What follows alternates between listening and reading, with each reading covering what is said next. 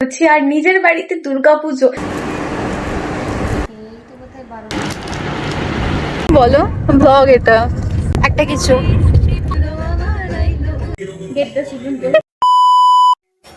Hello everyone, welcome back to my channel. আমি দীপান্বিতা চলে এসেছি একটা নতুন ব্লগ নিয়ে।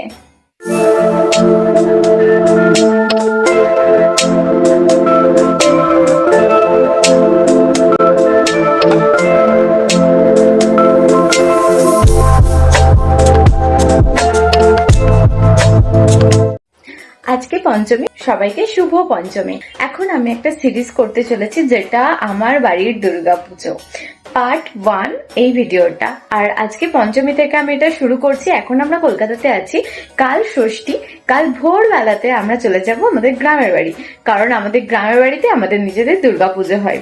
সেই পুজোটা ভেবেছিলাম আগের বছর আমি ক্যাপচার করব, কিন্তু যেহেতু ব্লগ সেভাবে আমি স্টার্ট করিনি, তো ভাবলাম এবছর থেকে আমি দুর্গাপুজোর ব্লগ করা স্টার্ট করি, কারণ এটা ম্যান্ডেটরি করতেই হবে। কারণ আমি ভ্লগ শুরু করছি আর নিজের বাড়িতে দুর্গাপুজো, সেটা ভ্লগ করব না, সেটা শুট করব না, তা আবার হয় নাকি?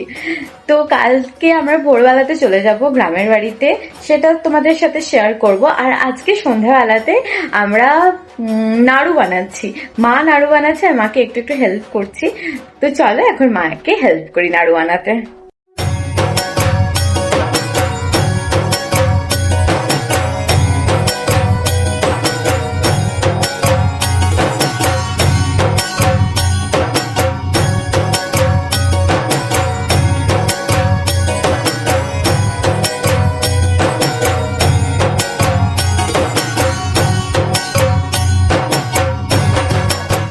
রাতে আমার ক্রেভিংস হচ্ছিল একটু পিৎজা খাওয়ার, তাই আনিয়ে নিয়েছিলাম ডমিনোজ থেকে একটা চিজ বাস্ট পিৎজা। আর মা আর তো নাকি ঘুম থেকে তুলে আমি পিৎজা খাইয়েছি।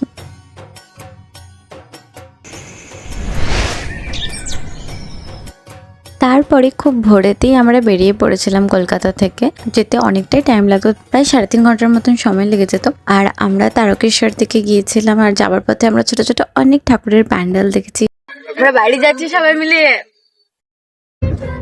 আর ভোরবেলাতে এরকম ভাবে পরিবারের সবার সাথে বেরোনোর একটা মজাটাই আলাদা। তার উপরে এক্সট্রা অ্যাডভান্টেজ আমরা গ্রামের বাড়ি যাচ্ছি, তাও আবার দুর্গাপুজোর জন্য। এটা কিছু বলো, ব্লগ এটা একটা কিছু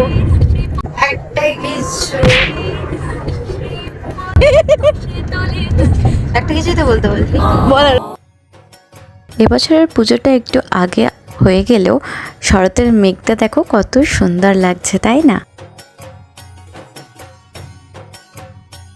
কথাই আছে ঢেঁকি স্বর্গে গিয়েও ধান ভাঙে, আমার হচ্ছে সেই অবস্থা। পুজোর সময় আমি ঠিক করেছি আমার নিজের হাতে বানানো সমস্ত ক্রচেটের ফ্লাওয়ার আমি মাথাতে আঁটবো। তো সেই কারণে আমি গাড়িতে যেতে যেতেই ক্রচেটের জিনিসপত্র বানানো স্টার্ট করে দিয়েছিলাম। তোমাদেরকে একটা শর্ট ভিডিওতে আমি অবশ্যই দেখাবো কি কি আমি বানিয়েছি পুজোতে।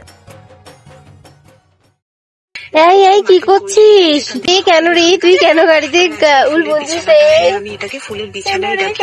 এত সুন্দর এই কি করছিস? কি করছিস? কালকে দুর্গাপুজোতে সপ্তমীর দিনে হচ্ছে না সে যেরকম ফেসবুকে সবাই করে এরকম হচ্ছে না? আমি কিনেছিলাম বালি ইন্দোনেশিয়া থেকে। 2000 years later. বাড়িতে আসার পর একটু রেস্ট নিচ্ছিলাম দুপুরে। আর এখানে মা, কাকিমা, কাকু সবাই মিলে সপ্তমীর দিন তুনায়ের একটা ইচ্ছা ছিল গ্রামের কিছু মানুষজনকেও নিজের টাকা থেকে শাড়ি দেবে। তো সেটাই আমরা লিস্ট আউট করছিলাম যে কাকে কাকে শাড়িগুলো দেবে বা কি এইসব। তারপর সন্ধ্যাবেলা আমরা মন্দিরে চলে এসেছিলাম সবাই মিলে বাড়ির। আর এখানে বেলবরণের পুজোর জন্য সমস্ত রেডি হচ্ছিল। দুর্গা মন্দিরটা আবার নতুন করে রেনোভেট করা হচ্ছে। এখনো মন্দিরের রং যেহেতু কমপ্লিট হয়নি, পরের বছর আশা করি রংটা কমপ্লিট হয়ে যাবে। আর এই হলো আমাদের বাড়ির দুর্গা মা। তার মধ্যে আমরা চলে এসেছিলাম প্যান্ডেলেতে, একটু বোনেরা সবাই মিলে মজা করছিলাম। আর অনেক দিন পর আবার বোনেরা সব একসাথে হয়েছি। আমাদের তো আড্ডা আর মজার শেষ নেই। আর এই হচ্ছে আমাদের পুচকি কিজি আর টানের মজাটার লেভেলটাই আলাদা।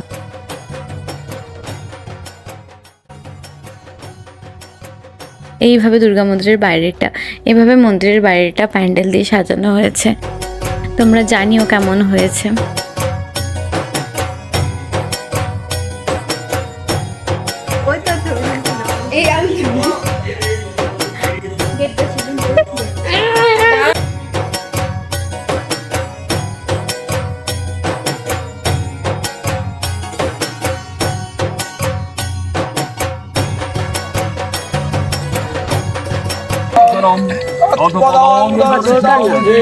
तस्मै श्रीगुरवे नमः। ॐ तद्भवंसहस्राभे मुन्नमाला विभूषिते सर्वसम्पदपदे এরকম করো, এরকম।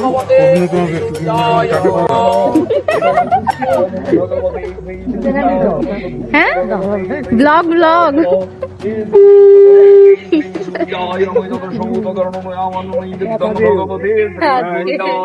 কি করবে আজকে সবাই? হ্যাঁ, সবাই।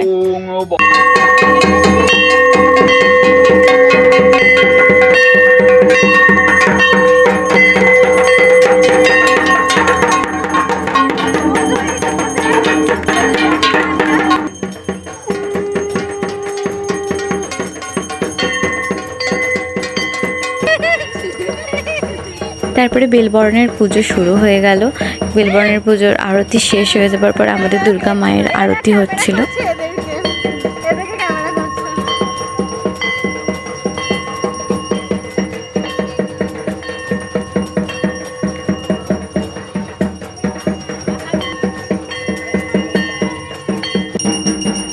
আর আজকের ব্লগটা আমি এখানেই শেষ করে দিচ্ছি। যদি ভালো লাগে অবশ্যই লাইক, কমেন্ট আর শেয়ার করে দিও ফ্রেন্ডসদের সাথে, ফ্যামিলির সাথে। আর অবশ্যই সপ্তমী, অষ্টমী, নবমী, দশমী এই 4 দিনের ব্লগ দেখার জন্য অবশ্যই আমার চ্যানেলটাকে সাবস্ক্রাইব করে দিও। আরও পার্ট আসতে থাকছে আমার বাড়ির দুর্গাপুজোর সিরিজের। That's it for today's video. By.